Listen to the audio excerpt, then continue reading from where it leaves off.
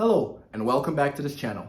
I'm your host Peter, and today I'm going to be talking about the simple path to financial independence. We're going to be looking at 4 key things that you as an investor, you need to know while you're on this journey in order to make it easier for you.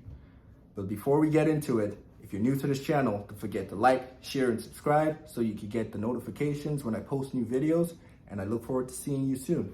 Let's go.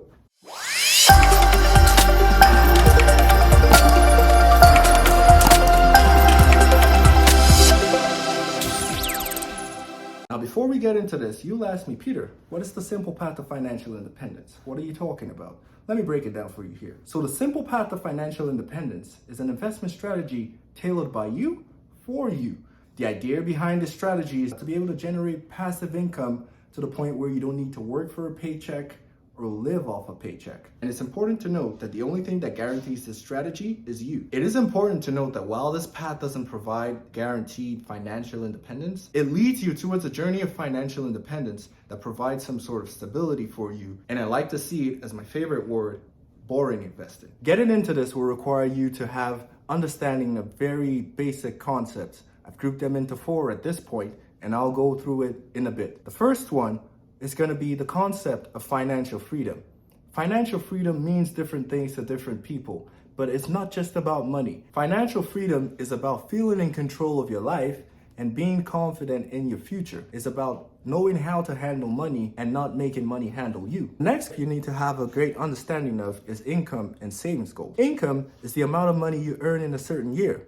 Savings is the amount of money you have by a certain date. And when you add goals to that, your income goals become the amount of money you want to earn in a certain year. Your savings goals becomes the amount of money you want to save, you guessed it, by a certain date. Long-term savings and investment strategies include increasing your retirement contributions, diversifying your portfolio into different investment asset classes. And in my opinion, different investment strategies work better for different people. So as long as you're getting there, you have the same goal, which is financial freedom, and you're comfortable doing that to the point that it becomes boring, then basically you're good to go. And this leads me to point number 3, cutting your living expenses.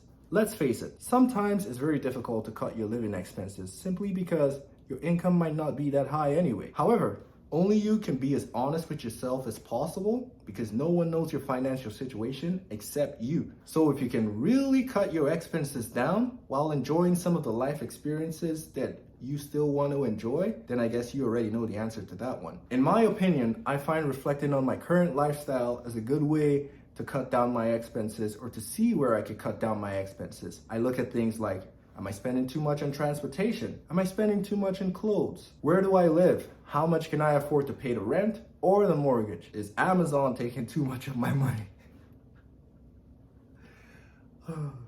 Is Amazon taking too much of my money? What debt payments are meant to be made each month? Are there ways I could cut down on these expenses to be able to get my savings target? How much do I have saved for emergencies? These are the things that I consider when looking at the 3rd concept, which is cutting your living expenses on the path to financial independence. And this brings us to the 4th aspect, which is passive income streams. Passive income streams have to be the best way to build wealth because at that point, your money is working for you.